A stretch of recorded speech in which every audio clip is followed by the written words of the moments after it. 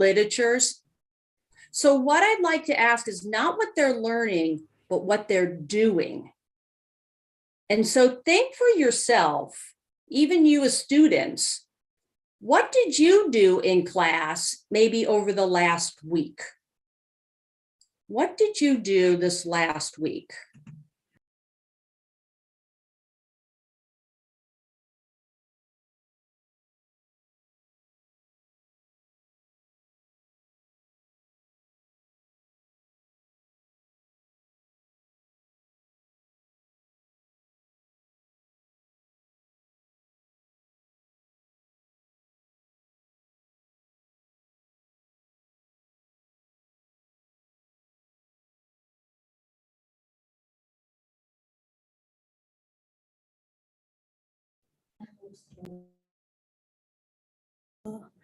Ladies and gentlemen, please wait. I'm back. Oh gosh. Okay. All right, give me 1 second. I'm so sorry. All right, let me share my screen again. I'm so sorry.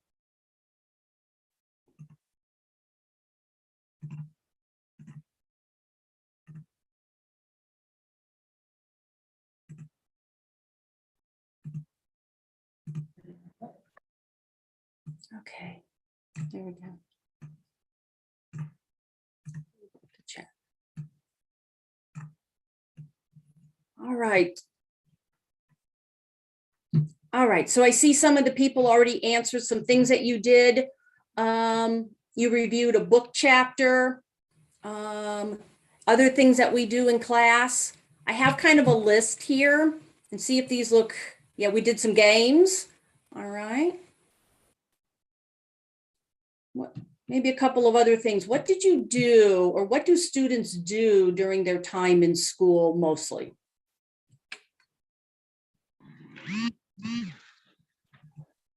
What are you doing?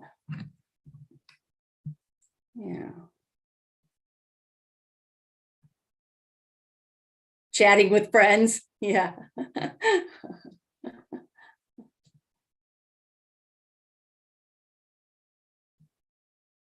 Brain gym. I love that. Discussions, hanging out. Absolutely. Reading novels, reading. Sleeping. Learning while playing around, talking with your besties. Yes, I absolutely get that feeling like we're in there and we're doing a lot of things that the class, that the teacher's asking us to do, but we're also being with our friends, and we want to be chatty, and we want to talk, and we want to be with people. And so when you look at the list that I have here, oh, somebody watched a film, reviewed a film, summarized books. Yes.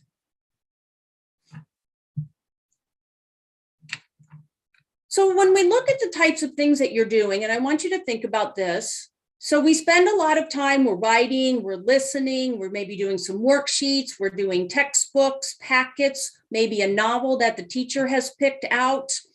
We're taking quizzes, we're sitting. Ask yourself if you've been sitting much. And if you really think about it, most of us all the way for the last very long time, 100 years, we've grown up in an educational system where we tend to sit in rows. We tend to be what we call very compliant. And what does compliant mean? Compliant means that what we're doing is that we are responding to what the teacher is asking us to do. We follow the rules. We do as they've asked us to do. And we are told when to do it, and we do it. And then we pass for our grade, and then we graduate. And when we look at our classrooms, we tend to look a lot like what some of the pictures that I have here. But here's something I want you to think about. Being successful now in today's world, it is so highly technical, and it is so globally competitive across the world, that in order to enter now into the work world, we're looking for a different set of skills than what we were looking for before. Before, we could be compliant in school and we could come out and be very compliant workers. But the world now is asking for us as educators to begin to produce or create students and have students come out with skills so that they're great innovators. They're social activists that can create issues and design problems, solutions to those problems, like we looked at the water bottle. We're looking for areas where we're starting to really think in business. We are starting to look for visionaries. We're looking for problem solvers. In the past, we had to make sure that content was very delivered because it was important. We can Google content now. We can find it on the internet. So what we are looking for is not just delivering the content, but now what we're asking ourselves to do is validate that content. Is the content credible that we are seeing? Of these 14,000 hours of school over the year, what we really want to do is begin to ask and see if we can have our students begin to think and act in a different way than what we've had before. So begin to now have this mindset and begin to think about creativity and innovation. Ask ourselves as students, or thinking about our new classrooms that we're looking at, in those classrooms, are we generating and applying new ideas? Are we looking at existing situations like the water bottle, and are we beginning to look at it in a new way? Are we looking for alternative explanations for why something is the way it is? And are we seeing and making new links that generate positive outcomes? And so we begin to ask ourselves these types of questions when we're looking at our classrooms. And when we begin to think about creativity, it's not a set of skills. In other words, you can't just get a workbook and teach creativity. It's not necessarily a trait that everybody comes with, but it can be learned. And it's not a competency. In other words, you can't assess and test creativity. What creativity and innovation is it's more of a mindset for ourselves. And what do I mean by a mindset? What type of mindset?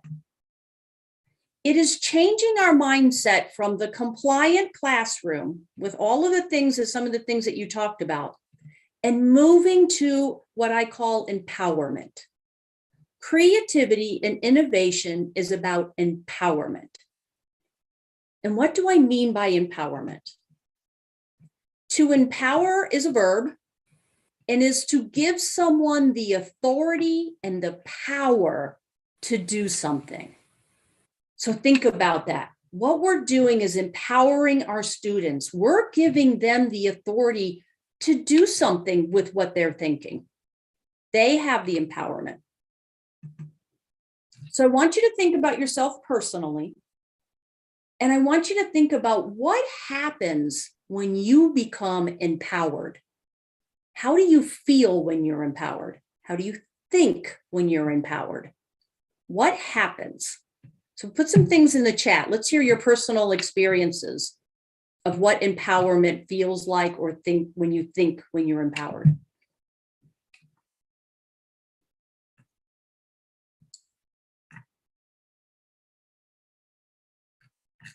How do you feel or think when you are empowered?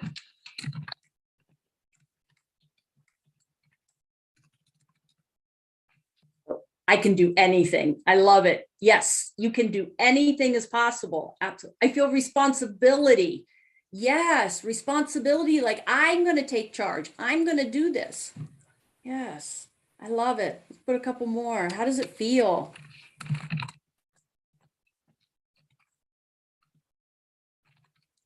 Confident.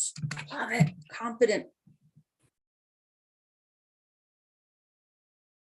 To be better than before. Absolutely. To be better than before. It's a change. When you become empowered, you change for the better. You're motivated.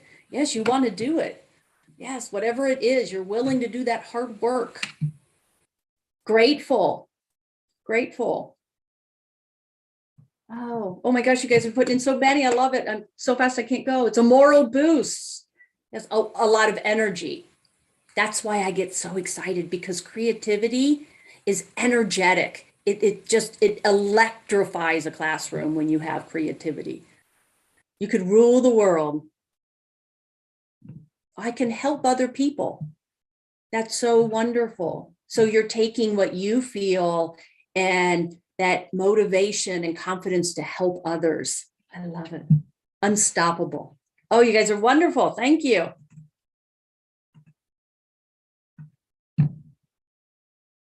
So when we start as teachers and educators to take this mind shift from a compliant classroom to an empowerment classroom, I'm not advocating that we get to go into the school and we get to throw everything out. Is there still going to be curriculum? Yes. Are there still going to be tests? Yes. Are there still going to be schedules where we have to follow a daily schedule or a bell? Yes. Will you still have to implement classroom management? Yes. All of those things don't go away, but what you start to ask yourself is, with the things that I have, they're still there, but what can I do? Where can I make that difference? And what are my solutions for the things that I have in place? And begin to think about, if this is what's here, don't think about the barriers, because they're always going to be there, but rather think about solutions. And that's what I want to be able to do here, is give you some ideas for solutions. I'm going to talk about 3 ways that you can make empowerment for your students. Number 1 is through design thinking. The second way is by having students be self-directed. And number 3 is by choice. And you can start to see by a lot of the things that are coming in by the chat, these 3 things I'm talking about are a lot of the things that you just talked about how it feels and thinks. So let's start with design thinking. What is it and what does it look like? So design thinking is a process. You will start, and it's about how, as a designer, I see things and I think about things. So it's 2 parts. And the first thing is, what I want to be able to do is define what the problem is. For example, the water bottle. We see a lot of problems there with the problem with throwing a bottle away. So we do research and we begin to ask ourselves, what can we do with the water bottles? Then we start to create some conceptual ideas in our head. And then we take them from our ideas from our head and we put them on paper and we build something. And maybe 2 or 3 people get to choose and make something. And here's where it's fun, because then you choose with each other. You choose and make that empowerment of that choice of what you want to do. And then you try it. Let's see if it works. Maybe it works, maybe it doesn't. And then we learn from it. And then what we've learned, we start over and we go back through this process. And this is the process of design thinking. And I think when you go through this and think about it, you can already feel how it empowers students if they have the agency and the ability to do this themselves. Now, design has been around. It is a capstone and it's a ground of engineering. So if anybody's in the engineering or has family in engineering, this has always been there. But here's where it's starting to shift. Design thinking is not only in the engineering anymore, it's becoming a process all over the world in all types of jobs. For example, it's becoming very popular in business. In the business setting, it's about designing products and services. And because we are not only creating those services and products, but it's about getting it out there.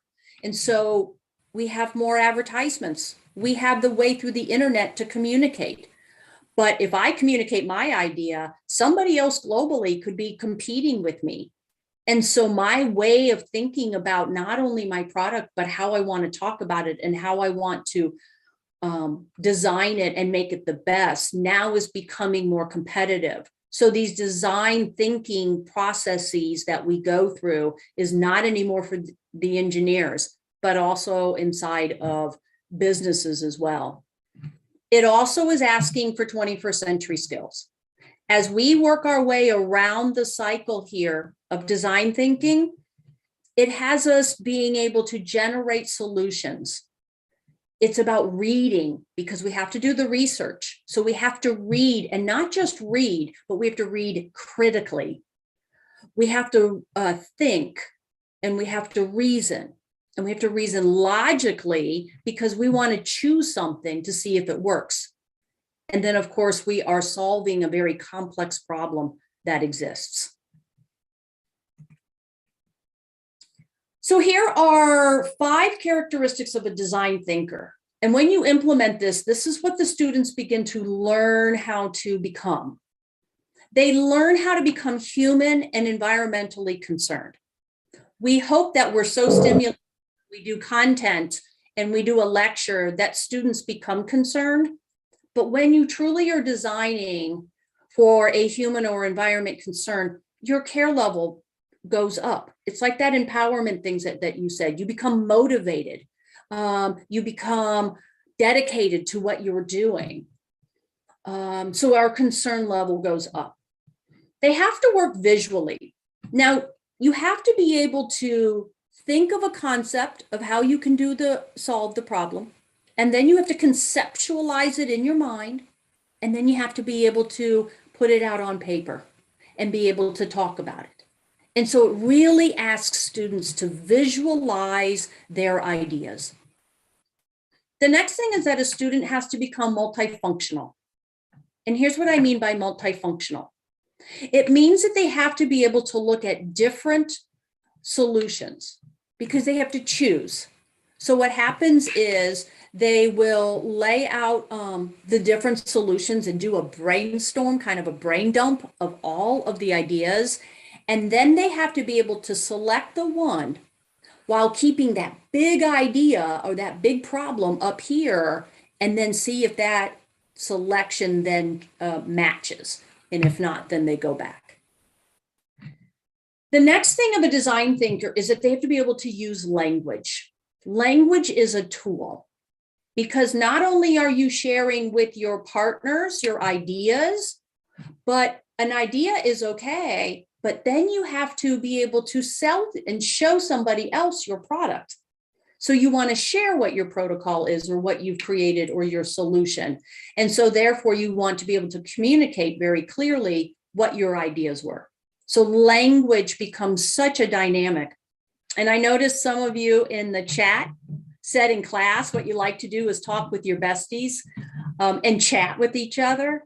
And this is such a wonderful time because you're able to do that, but in such an academic way that you're learning the skills of language.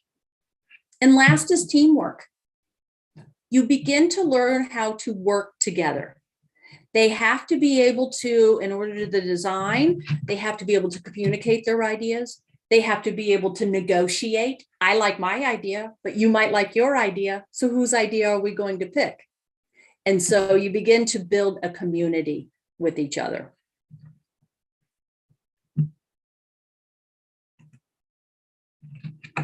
Here are 2 ideas of some design thinking. These are big ideas, and I don't know if anybody has done these in your past. They're pretty common.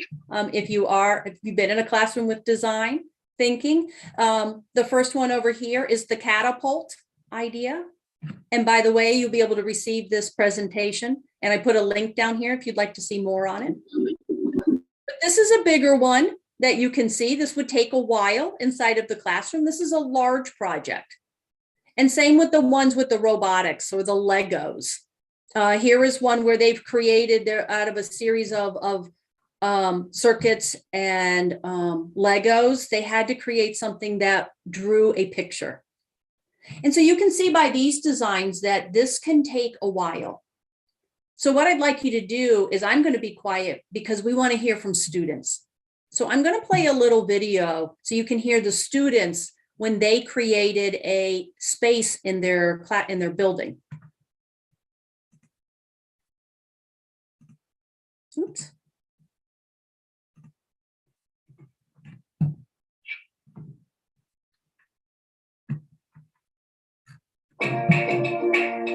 We had the idea of designing a cyber cafe where pupils would be able to play on the computers or even study on the computers. The library's always been busy, so if we just have an extra place where you can go and study, it's so important that you can be able to do that test that you're meant to be studying for.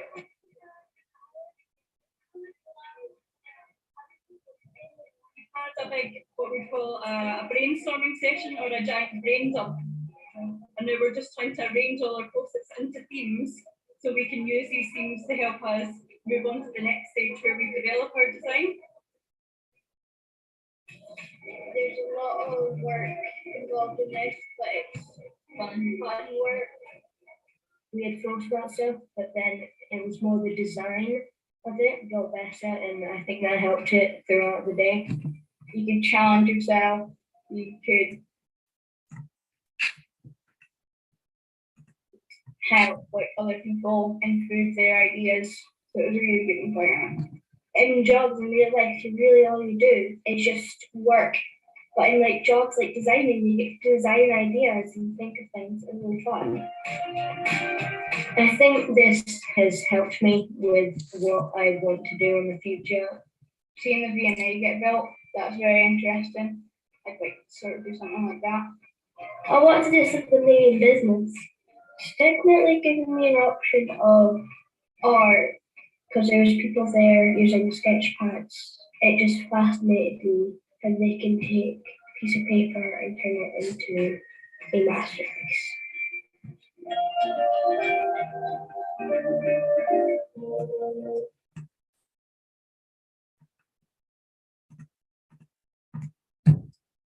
So you can see when you hear the students, you know, I talk about it, but it's another thing when you get a chance to hear their voices and what they said. And when a couple of you said that, like, it motivates you, and you heard them say that it's a lot of work, but it's fun work. Now, you might be in your mind going, oh, this is wonderful, but how can I do this? I have all of these things that I have to teach in the classroom. When would I have time to do this? How do I do this? Oh my gosh. This is my recommendation to you. Start small. There are two types of design projects. There are what I would call maker projects and really big design projects. A maker project is more of something that is small and it takes a very short amount of time. And it might be only an audience of maybe 1 or 2 people, or maybe just the class. The design project is more what you just saw in the video, where they get together and they do something very big inside of the school, or they do the big Lego robot, or they do the big catapult. Those are wonderful, but my recommendation is start small. Here is an example of something called the paper tower. I don't know if anybody has done this, but it only takes 10 minutes to do. So it's very small, and it only takes 1 piece of paper with the group, 1 pair of scissors, and 1 roll of tape and a timer. And they must build the largest paper tower that they can with 1 piece of paper. And you can see here in the picture that this student here built quite a large tower from 1 piece of paper. So it becomes a really fun project. It's a little bit of tools, not a lot. And then you have the opportunity to start to do the systems and the structures so that the students can start to engage.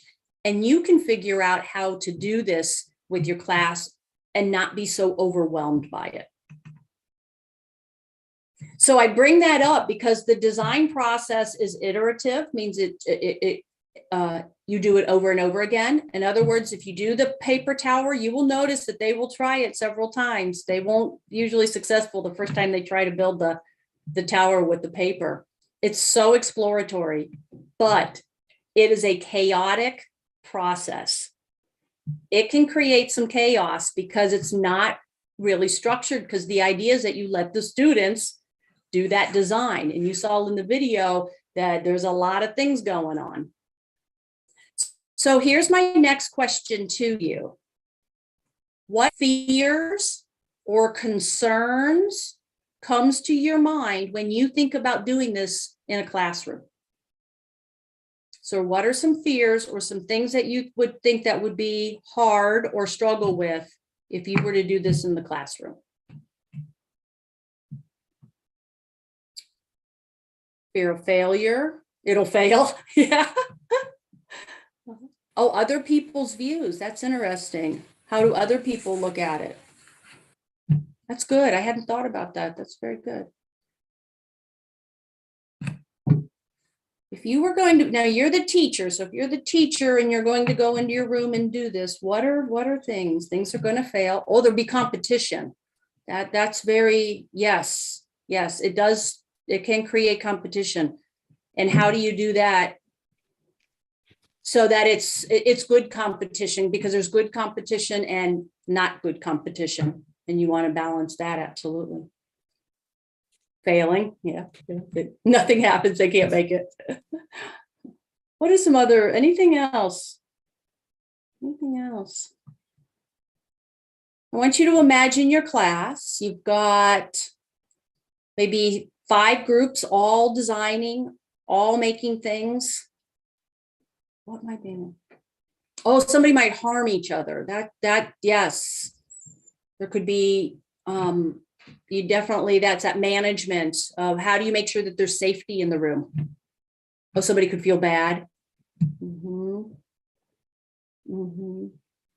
Being wrong. Yeah, if you're with the group, you know, or if you guys decide to do it and then it doesn't work, like your group was wrong, mocked. Somebody could laugh at you in your group because they might think your idea is dumb. And so how do you handle that? Yeah. Oh, they could get stuck. They may not get any idea. And what do you do to support that? They get the worst design. Absolutely. So let's talk about some of these. You guys are bringing up some wonderful things. I'll keep an eye on the chat. If you come up with something else, I can talk about some of these. So how do we handle some of those things that you just talked about? What you're going to do is when you start this, you start with an idea where it's once again a mindset.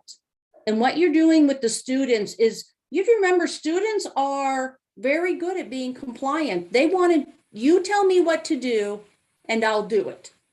So when all of a sudden you tell them, I want you to do it and you can do it any way you want, they're not real sure how to handle this. So what you have to do is work with them to change their mindset as well. You want them to be self-starters and you want them to learn how to be managers. And when you put those two things together, then you have self-directed mindset for the student. And so let's start with self-starter. How do you do that? The first thing you want to do is encourage risk-taking. A couple of you brought that up about, you know, what if I don't have an idea, or what if ours isn't right? What if I'm going to feel bad?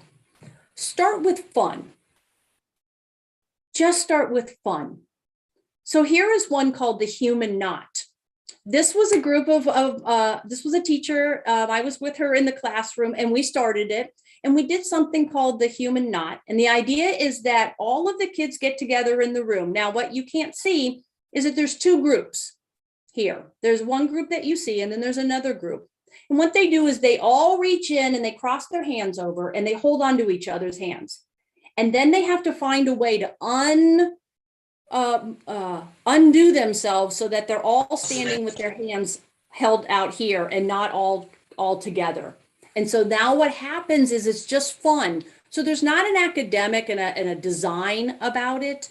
It's just about them communicating. Now, did we have some things that we had to address? Absolutely. And so what the teacher did was, first of all, look at the classroom. We moved all the desks away so nobody would get harmed. And then we had to a couple times stop and then talk about how we were talking with each other and how we were communicating with each other. And then we would try it again. And so that's how we started it. And we got a lot of laughs out of it before we started another big design project. The link is going to be here for you. So if you're interested, you can get the Human Knot. The next thing you want to do is start to build that community. So that each group begin to feel a part of a group. That way, then they're not necessarily, like you said, afraid to share their ideas, be mocked. You start to create some norms in a sense of community. And inside of any community, there's responsibilities. And so you can begin to think about having a group identify themselves and have roles, have responsibilities to each other. That way they depend on each other.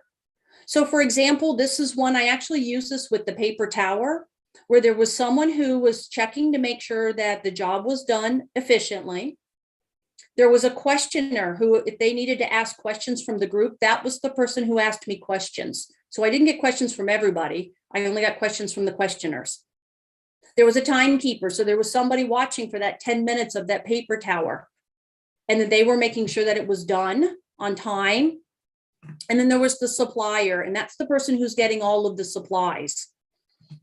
Now you can do this when you're doing design, but you can also do this at any time. And you can start a community before you start doing design projects. This is one of my teachers. She's from the southern part of the United States, and she started this idea. And so what she did was she put them in groups. She called them micro communities. They named themselves. So this is an example of a group. They called themselves the Shooting Stars. And you can see over here in the picture, that group created rules. She didn't make those rules. Those are the rules they made for their group. And then they gave themselves roles. And so anytime in the class, let's say it wasn't a design day, it's just a regular day where she's lecturing or they're doing worksheets. If she needs to hand something out, the supplier or the materials person comes and gets that material. So she's doing that self-directed and that self-starter process all of the time, building that community so that when she does do a design activity, it's been established. And that helps with a lot of those fears that you were putting in there about feeling bad or being mocked and not being a part of it. Here's the fun one now. So now you've built a community, but I want you to think about your space. I want you to think about your environment in your classroom.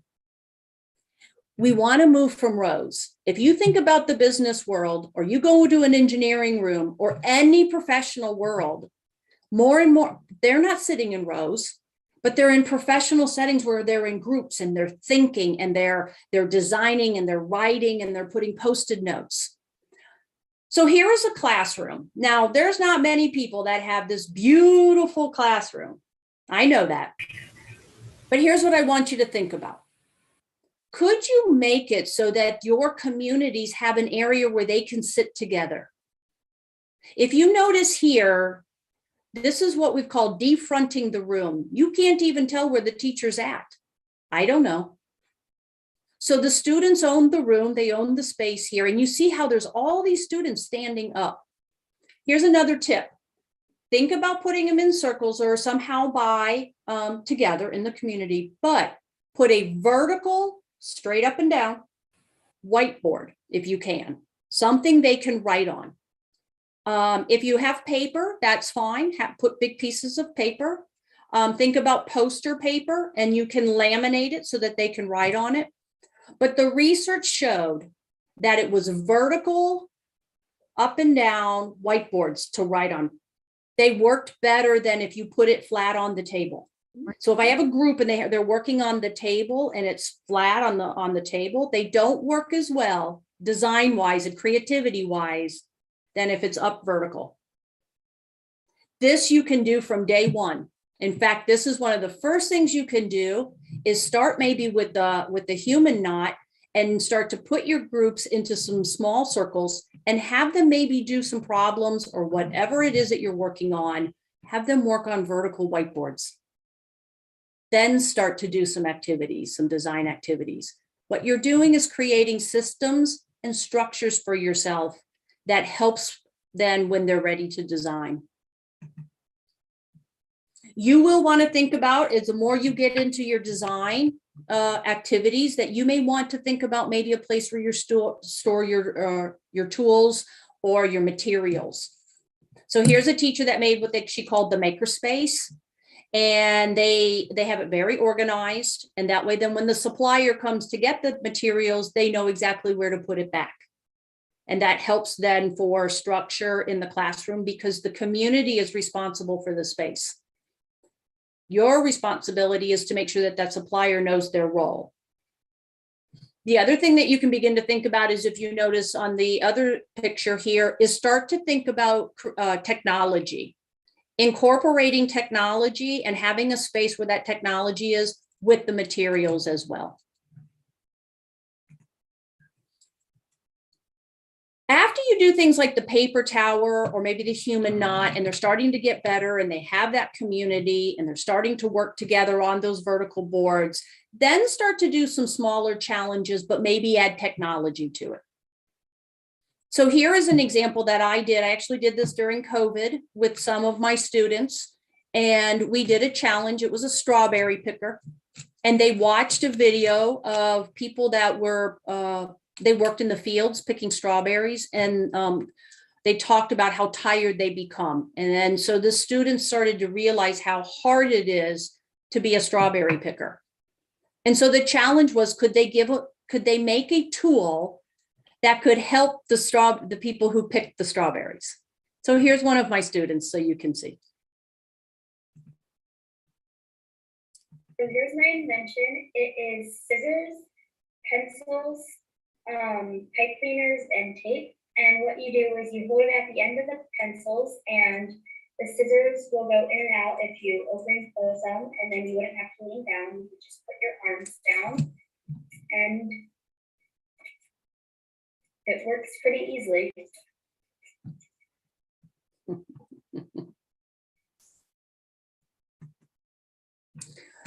So start to think about having them integrate the technology. Once again, this is a building stage. I wouldn't recommend putting technology in right away until some of those other things are established. Once they become self-directed, now they can become those self-managers. So now as you begin to move into those bigger activities and those bigger designs, try to make the design as real life as you can. I know that's a challenge, but try to make that real concern that is out there. The more it is realistic, the more they're going to be invested in it. Have them set the goals. Begin to ask yourself, who's making the goals? The students, if they can set their goals and start to chart their own progress, you are setting their mindset. That, once again, is what one of the goals that we're trying to do with these students is have them learn how to do these. If you do it all the time, they don't learn that skill. So have them set those goals, have them start to chart their progress, have them break down their tasks and set their own deadlines for themselves. And that will help. Once you begin to start your designs, then I really challenge you to find partners. If you remember, there was the student in the video, and she said, I like it because it was real. Think about making partnerships with the university, or start to begin to say, what are businesses that are out there that I can connect my students with? I'm going to play a video here. This is at Ohio State, and how here at the university, we were able to work with a school that was doing a project. I'm going to play this one. Okay. Oh, yeah. So our goal today is to support and expand these students for the infrastructure design challenge that they have on campus. So we want to give them a real world tour of actual design and how we implemented it here on campus for energy. So we're doing a design challenge related to infrastructure. We're focused on water, trash, and electricity. And so they were able to see different aspects of those. So we'll see a soft chiller plant. This chiller plant provides cooling to the medical district. We'll be seeing a geothermal well field that provides geothermal heating and cooling services to the South Carolinas. And then we'll expand on underground infrastructure. So we have tunnels on campus that provide energy. That one right here. What was your favorite part of the Probably like checking out and like him telling us about how the pipes under like underground, like heat up the buildings and stuff. All the plumbing for the well field is 3, 5, or 6 feet deep in the ground. There might be that challenges about like the water system and like the lead pipes and everything, so we can like learn about that. Learn more about like the infrastructure and what OSU is working on to help make Ohio better. Yeah, go ahead. That further? Yeah, exactly. I think I have a lot of questions were being asked, a lot of kids taking videos, taking photos. A lot of it was the first time on campus, so it was a clear experience in that. I think I had a great time. Yeah, it was really nice because we're usually just stuck in the classroom all day, so it was nice to get out and be outside.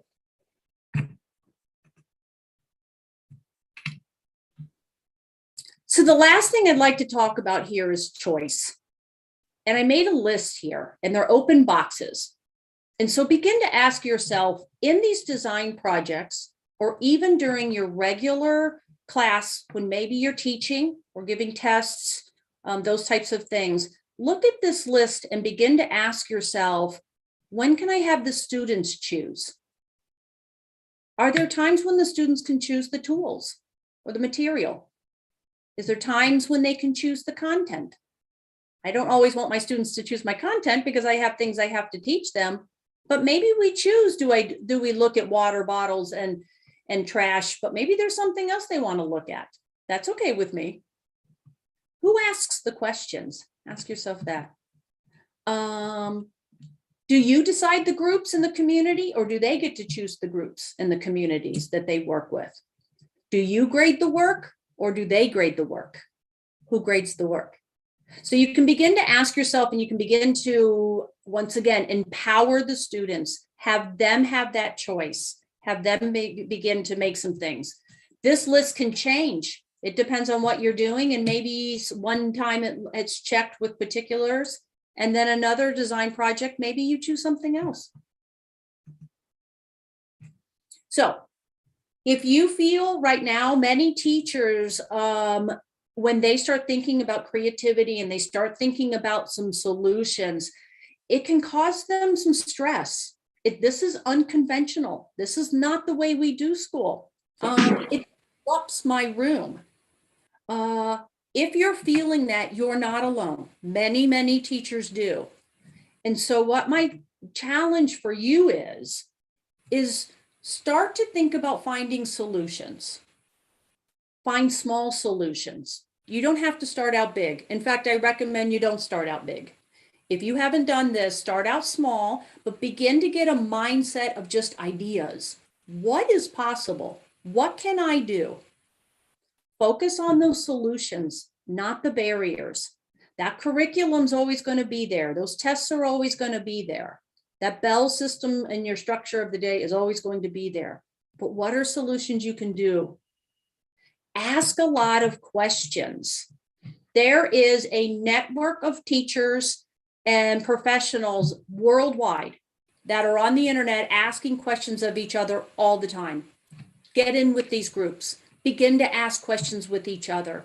Ask other teachers, how are they doing this? Maybe I can't figure out how to get my students maybe to not be so loud. What are you doing to make them not so loud? Ask these types of questions. And I recommend to start slow. And the last thing is, and most important, have fun. Have fun and laugh and work with the kids and enjoy it and enjoy their creativity and innovation. And that's what we don't want to lose focus on, because the whole thing is for the students to enjoy it and have that experience. And if those experiences aren't happening and they're not having fun, then go back and look at it and find solutions for it. So I'm going to wrap up because I'd like us to maybe open some questions, but I'd also like us to maybe start to think about some ideas. What are some things that you could do for design? So it really is about changing your mindset. What is possible? And remember to do it with slow design thinking. Start to think about how you can have them be self-directed and start thinking about having them do student choices. I have 2 resources here for you. The first one, if you want more on design thinking, You can click in here. There's tons of things for you. But one of the ones I like is there's a workbook to help you get started. So if you want to go there, and then this one is fun. If you'd like, you can go to Global Maker Day. There is John Spencer has started a global activity. It's a one-day maker activity. So it's a small activity all the way around the world. They all do it on the same day, and then they share around the world. It is outstanding, and you can go in and sign up to be a part of that Global Makers Day. So it has been a pleasure, and now I want to be able to answer some of your questions that maybe you have. So if you want to put some things in the chat, let's talk and do some problem solving. Let's find some solutions.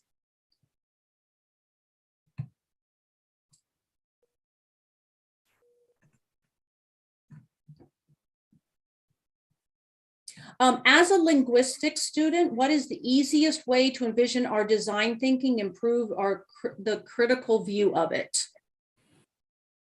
Can you maybe clarify a little bit? I think you have a wonderful question. Would this be for like a like in a language class?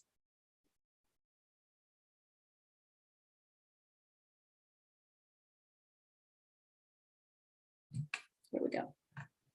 We all see that. Okay. Okay, ladies and gentlemen, we have a question from Fadil Sharif from English Education. As a linguistic student, what is the quickest, easiest way to envision our design thinking and involve to the critical view of it? Okay, so I'm thinking that's a question then you're asking inside of like if you are doing a language course, like if you're teaching for linguistics.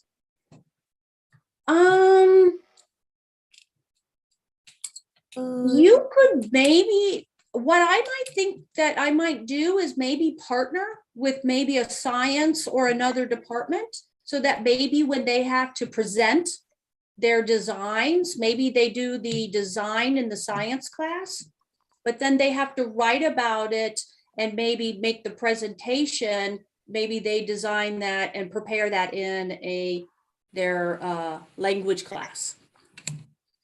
They could do the film maybe in there. I hope I answered your question.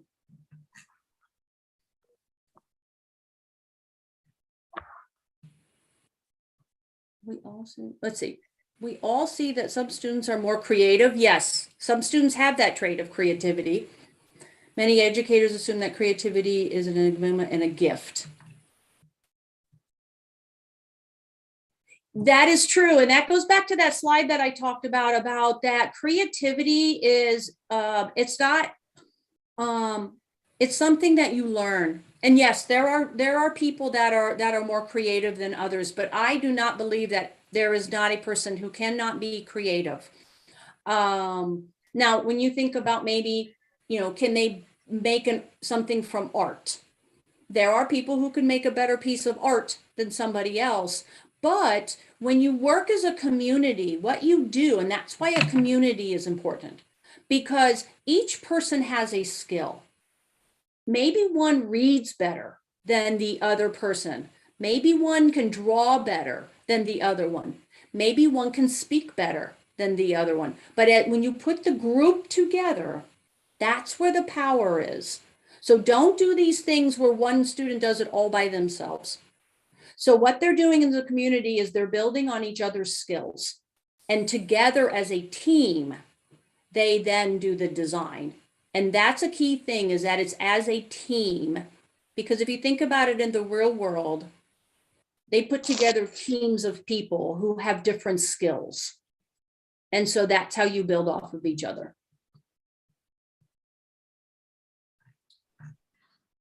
Okay, the next, we have a question from Suci Ramadhani Batubara from PGSD B21.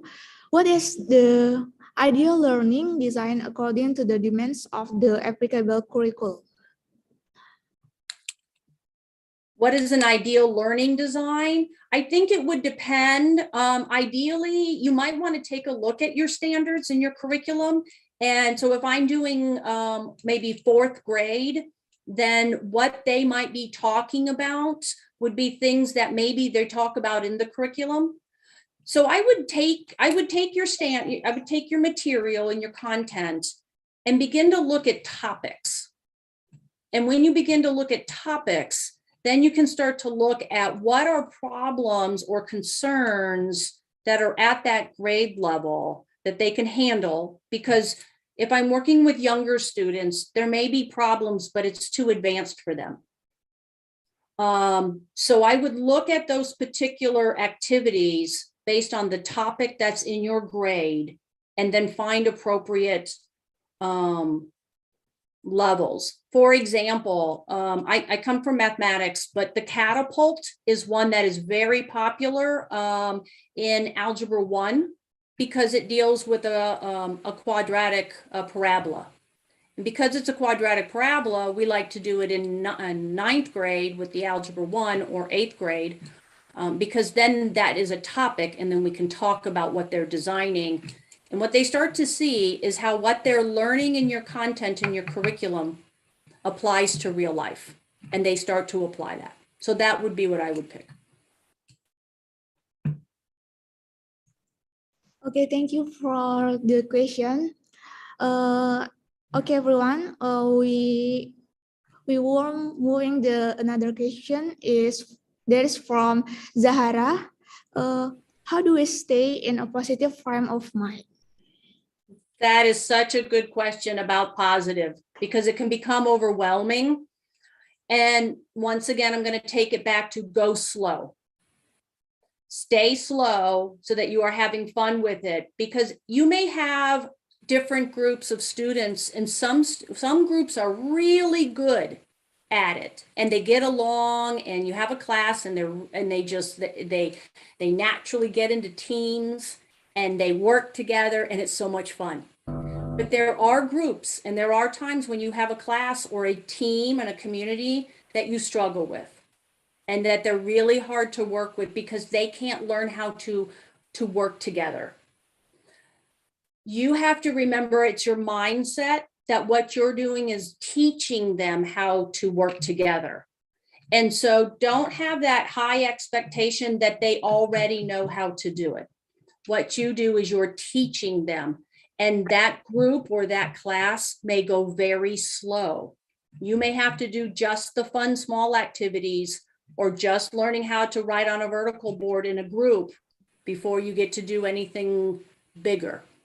So I would say if you feel yourself getting overly frustrated, step back and ask yourself, why am I frustrated? Why am I not positive? What is happening? Write those things down and start to reflect and start to ask other people what you can do to support yourself. And don't go fast. Take your time.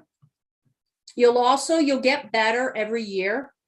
To learn how to really do a big design class can sometimes take 2 to 3 years for you as a teacher to learn those skills. Okay, thank you You're welcome. for the answer, Mrs. Virginia. Start slow concept is interesting. It's a simple thing, but sometimes we just skip it because we want something big fast. Okay, everyone. To the participant, if you have a question, please raise your hand, or you can type on the chat room. And then we moving on from another question from Rodiana Simanjuntak. How do we help students who are creative but don't want to communicate with the people around them? Yes. They're the one that wants to have the idea, but they don't want to share their ideas, or they don't want to work together with each other. Once again, that's also then that skill, because that's what they have to learn. Because remember, we talked about the different characteristics, and that may be the person that really has that creativity, but they don't have the language and they don't know that teamwork. So once again, that is what you will teach them how to do. So if I have a student that's being very, very creative, but I notice they're not working together, I would talk to that student probably privately. I'll pull the student off to the side and have a conversation and find out why they're struggling and what we can do to help them. It may be a slow process. It depends on the student. There are students who cannot do this. And instead of maybe having a team of maybe 4 students, I might have just a team of 2. I might find one other person that student who's very creative but can't talk. Maybe I can find maybe they like one person in the class, and I may just pair them with that person for a while. And until they start to learn those skills. And it depends on the student. If they go all year and they walked in my class at the beginning and weren't able to work with any team member, and they come out of my class at the end of the year, maybe being able to work with one student, then I have helped them learn how to be more creative in today's world. Because in today's world, to be creative and to be out there, we have to also learn how to work and talk as a team with people. And so that would be one step maybe I can make for that student. Okay, thank you to the answer, Mrs. Virginia. And then to the all participants, if you have a question, please raise your hand and ask directly, or you can type the question in the chat room too. And then we're moving on to the other question from Yani Mariani. What is the advice if sometimes we are not able to believe in ourselves so that we are not able to make innovations and be creative in educating? Thank you. If sometimes we're not able to believe in ourselves so that we are not able to make innovations in education. I see this question 2 ways, and I apologize because I don't know if you're talking about like the teacher not believing in yourself that you can do this for your classroom. So I'll start with there, and then I'll talk about from the student side. If as a teacher, I struggle and I'm not sure if I can do this in my classroom, there are professional development opportunities. So you can go to the links that I shared with you and begin to ask yourself, how can I learn more about this before I do this? So if you're struggling with the belief of your own skills as a teacher, take the things that I'm talking about and keep learning from it. Now, if I'm a student and I don't believe that I can make anything creative, once again, that's where I would want to start with something small like the paper tower, or maybe the small one with the strawberry cutter. Don't start with big designs. Make them small so that you know that the students can be successful together as they share. And what they will begin to do is they will slowly begin to believe in their community and that, wow, because when they create something, they get so excited. Look what we made. And every time they make something small, make those maker projects first. So it's like, just like anything else. My son's a runner, he runs, and he tried to get me to run. And oh, I can't run. But I was so excited when I made a mile. Now, yes, he runs 20 miles. And when I only ran 1 mile, I felt like I succeeded. And then I ran 2 miles. And then I ran 3 miles.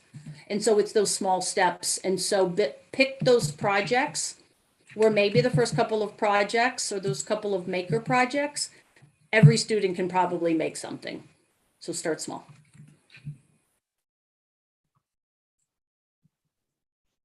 Okay, thank you for the answer, Mrs. Virginia. And then we're moving on to another question from Angel Rayana Simanulang. What do you think about people who wants to develop his creativity, but their environment and even their family don't support them to do that? Okay, hold on. Let's see. That's a very interesting question. And yes, you will, You may get some kickback as a teacher, that you may find that maybe a family doesn't understand what you're doing because they think you're playing in the classroom. And so they may not support them in the class with what you're doing. And so obviously when you are opening these spaces for the students, they get a chance to be creative, maybe in a place that, you know, if it was a science or a math class or whatever class, they may not have had that chance to be creative. And now you're allowing them to, and they love that they can do that. But then they may go home and tell their parents what they're doing, and they're not supported by that.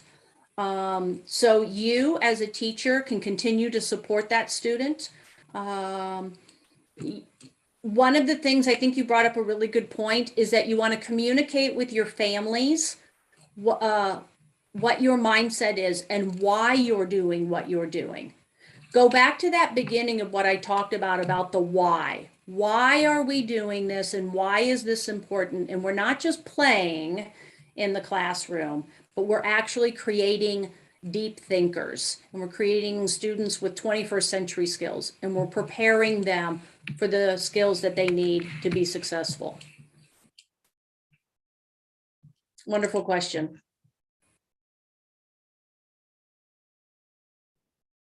Okay, thank you for the answer, Miss Virginia. And then we moving on to the another question from Kezia Noviarini. How about students who don't have skill in creativity but really want to do it? Absolutely.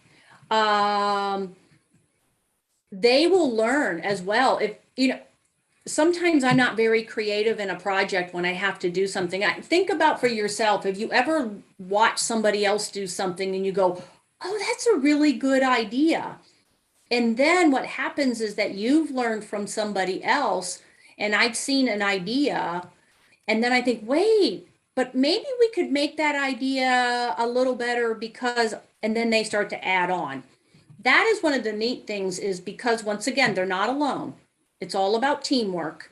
And so if they don't have those skills, you might want to think about when you make your communities. You might want to find out who is really creative in your classroom. And maybe when you create the small groups, maybe you put a creative person at each group. That way, then if I don't have the creativity, I know there's somebody in my class, in my group, that's really creative, and I can work with them and learn from them. But once again, maybe I'm really good at technology. And so maybe you're really creative, but maybe I'm the one then that can make the really neat PowerPoint, or really make the good film, or talk and present. Because if you're really good at being creative, once again, I might be really good at sharing the idea out to everybody else. But modeling and watching each other.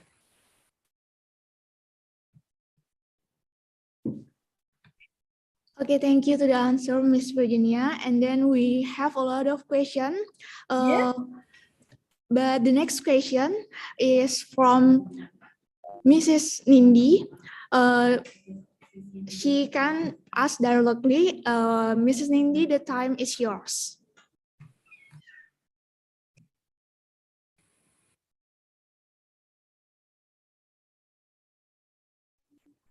Okay.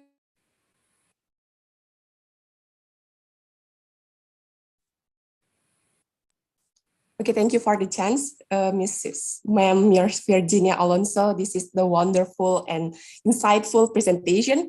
I would like to ask you about why are some people better at thinking of ideas than others? I mean that what is the most crucial factors that make people have the creativity thinking? Thank you. I think creativity and innovation really also is about feeling free to think. First of all, if I'm in a classroom where I've never been asked to think, then I'm afraid to think.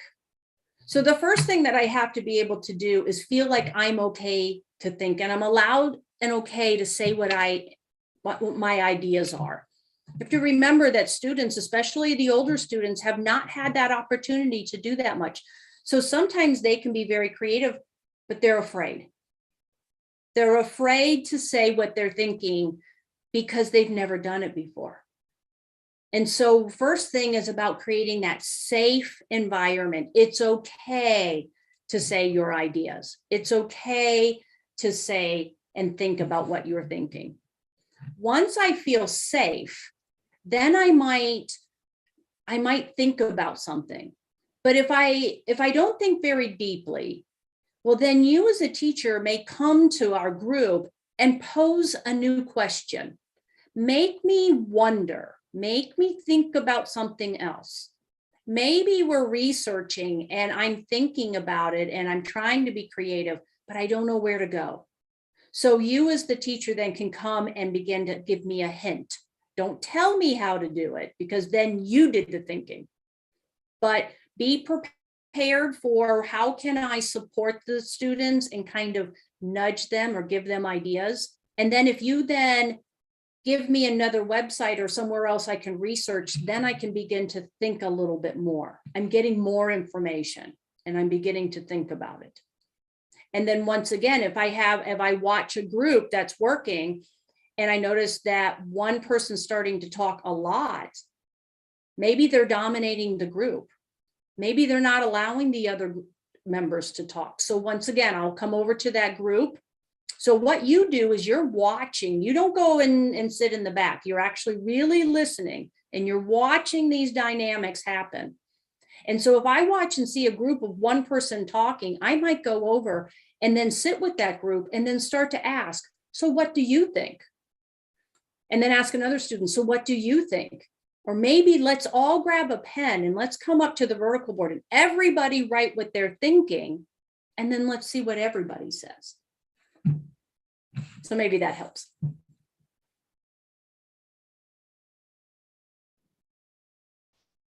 Okay, thank you to the answer, Mrs. Virginia. And then to the all participants, if you have a question, please raise your hand and ask directly, or you can type the question in the chat room. And then we have a question from Yemima Octaviani. Many students in Indonesia are creative, but sometimes schools and countries don't support their creativity and focus more on academic scores. What solution can you give, Mrs. Virginia? Once again, that's about thinking about solutions because the academics are there. And so you do have to think about your school and your culture inside of your school. So I wouldn't start really big. Once again, so if, for example, if I was expected to always teach my content and maybe not do big design projects, I still might ask myself, how can I give my students choice? How can I have my students maybe begin to talk more? How can I maybe make it so that I have those groups in circles with the vertical whiteboard and they're talking and sharing how they're doing their work? So once again, it might be not the ideal situation where you can do these big design projects like what you saw in the video, but you can take pieces of it. So take as much as you can and build yourself up as much as you can to find the solutions for the situation that you have. Do not go in. I am not advocating that you go in right away and just like start doing big designs and not teach your curriculum and not teach your academics. You have to still teach your academics. Those are still expected, but it's a balance and learn how to find that balance and where can you squeeze in. I always say like the day before a holiday or like when they just come back from holiday. I apologize. I don't know all of your holidays, but a lot of times when students come back from a holiday, that first day is not a very good day. They're tired, they don't want to be there. Or the day before the holiday because they're all excited to get out of school and there's not a lot of learning. Those might be good days to maybe do a design day.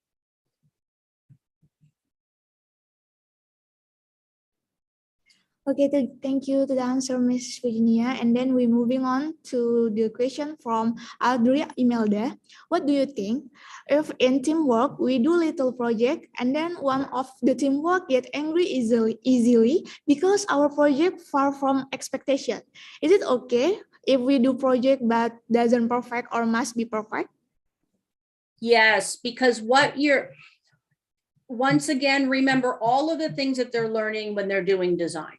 It's not just about the product.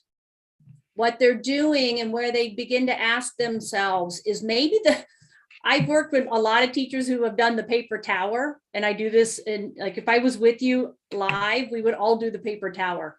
And some of you would not build the paper tower. It would fall over.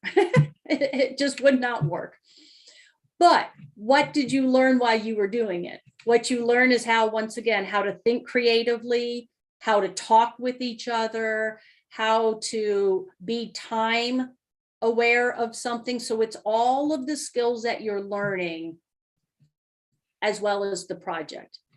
It's different if you're in a work world where you have to design the project. The product has to be there. What we have to remember is that the product is important, but the skills that they're learning is much more important than necessarily the product. And that's the message that you want to do, is don't put all of your energy or all of your expectation as the teacher on the product. It's about what we're doing together as we designed. So I think that would be the message of be careful how much you put on that final project or that final product, that it's okay if it doesn't come out. We're going to do another one next week and it's going to be different. So maybe you can next week, be better than this week.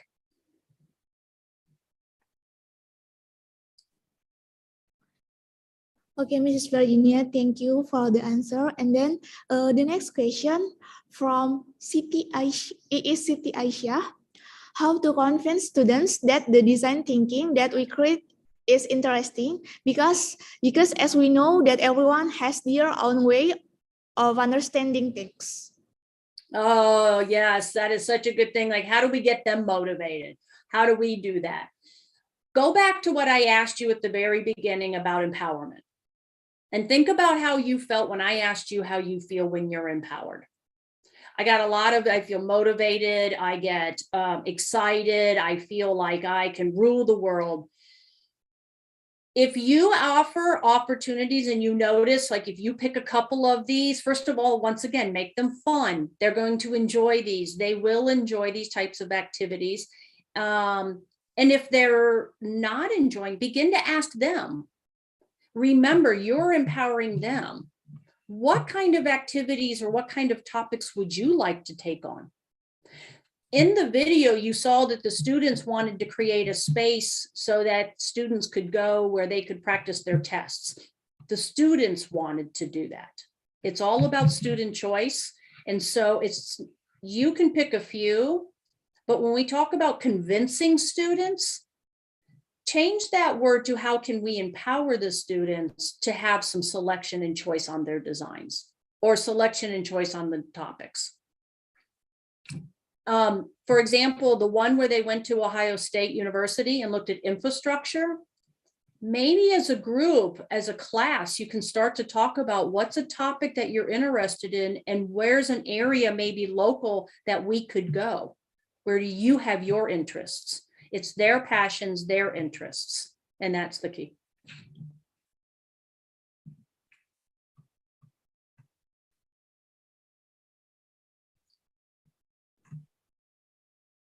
Okay, Mrs. Virginia, we're really glad to discuss with you today and many interesting questions. However, we have limited time for today's event. So unfortunately, this will be the last question for today. And then the question from Sri Pangaribuan: how to interact to find a community for people who have introvert personalities? That's a very, very good question. And I think all of your questions have been wonderful, because you are feeling some of those feelings that students are going to experience when they go through this. And so when you have an introverted personality, somebody who's very tight and doesn't like to be with other people. I will tell you a story, and I know we're short on time, but Mrs. McNeil, the one that you saw that was holding up the poster of the, I can't remember, but she had them name themselves. It took a while for those groups to feel community. In fact, we had introverted students who were not talking that much. The group, as it began to develop, now this was an interesting question because you can ask yourself which way to go. She decided to create a micro community and kept that same community the whole year. They were their own little community. What happened was we didn't realize they were that tight. And even the students who weren't talking that much, they were introverted. We had a new student that came in and none of the groups wanted that person to join because they were such a small little community that they liked each other. They knew that that one student was quiet, but they honored that student was quiet. And so during those activities, once again, they picked their roles that they wanted to do.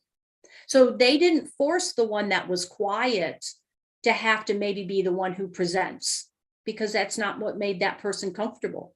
And so they talk among themselves within that community and learn where their own strengths are.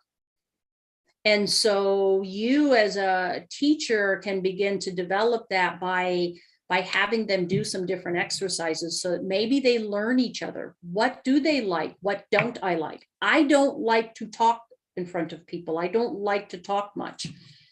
So maybe I'll be the supplier. I'll be the one who takes care of all of the supplies and stuff because I do not want to be the reporter. I don't want to share out.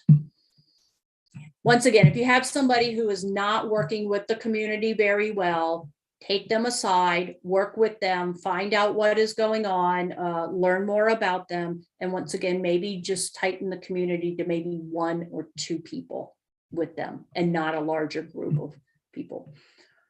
4 people in a community, 5's a crowd. They say 5's a crowd. So make a group of 4. You might want to just start with groups of 2. Just start with groups of 2, because then you can learn how to just work with one person. And then those 2 people then can come and make a group of 4 people.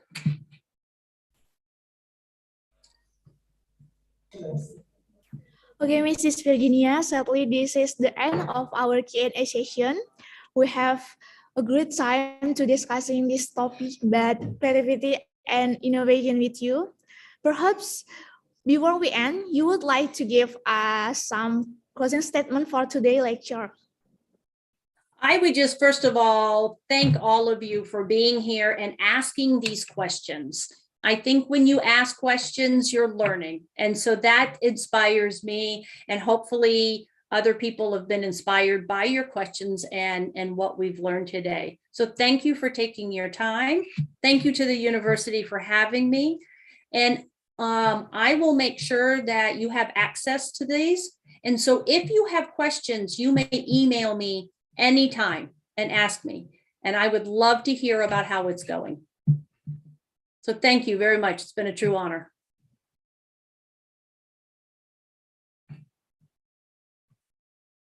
Okay, Mrs. Virginia, please stay with us until we closing this event. And then, ladies and gentlemen, that's all about our general lecture Q&A session. Thank you so much for all of our lecturer and all participants that are joining us today. Also, thank you to our speaker, Mrs. Virginia. Thank you for your inspiring speech. It's such an honor for me to be here in this special event. I'm glad to see and join you here. It's such a grateful event, and the topic today are very motivating. Once again, thank you so much, and I apologize if I do mistake in my words. Thank you, and I give it back to the MC Askia. Thank you, Sylvia, for moderating our general lecture today. Now, we would like to give a virtual certificate of appreciation to Mrs. Virginia Alonso, MA.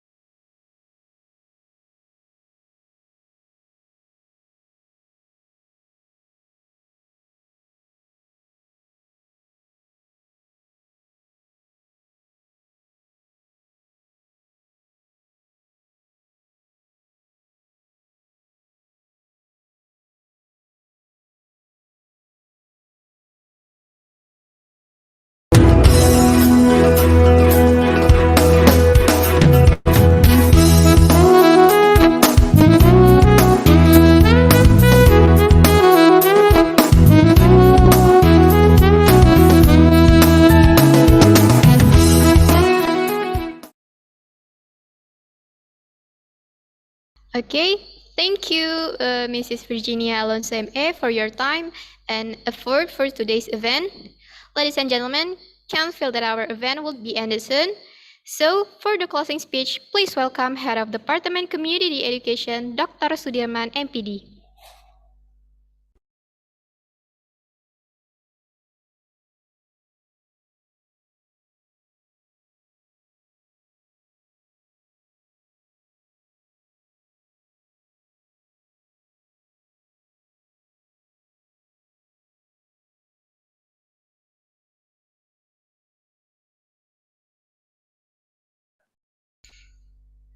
Hello, Dr.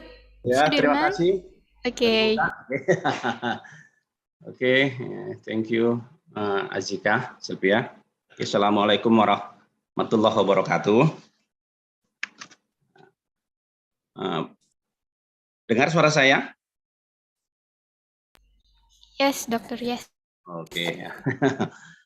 Okay, thank you.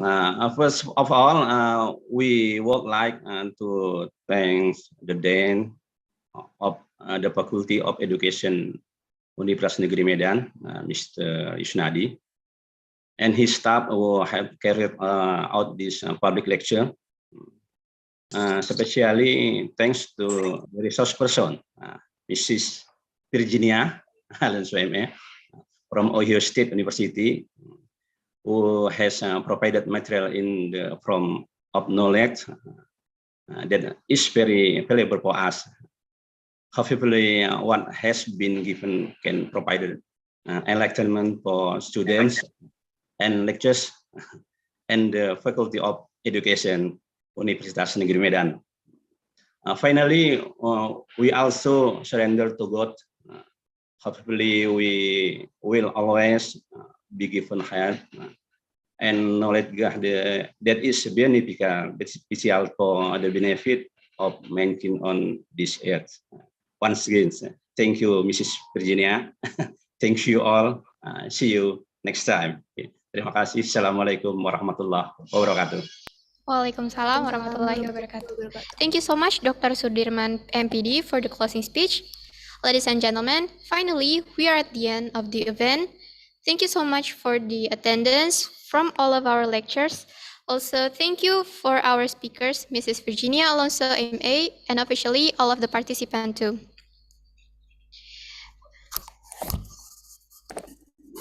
To all participants, please fill the absent. Okay. Thank you so much to join with us today. It's such an honor for me to be MC in the special event, and it's such a grateful event because all of the topics are so inspiring. Thank you so much for your attention. If there is my word that less pleasing, I apologize you. Let us close the general lecture by saying Hamdallah. Alhamdulillahirabbil alamin. Have a nice day. See you next time. Assalamualaikum warahmatullahi wabarakatuh.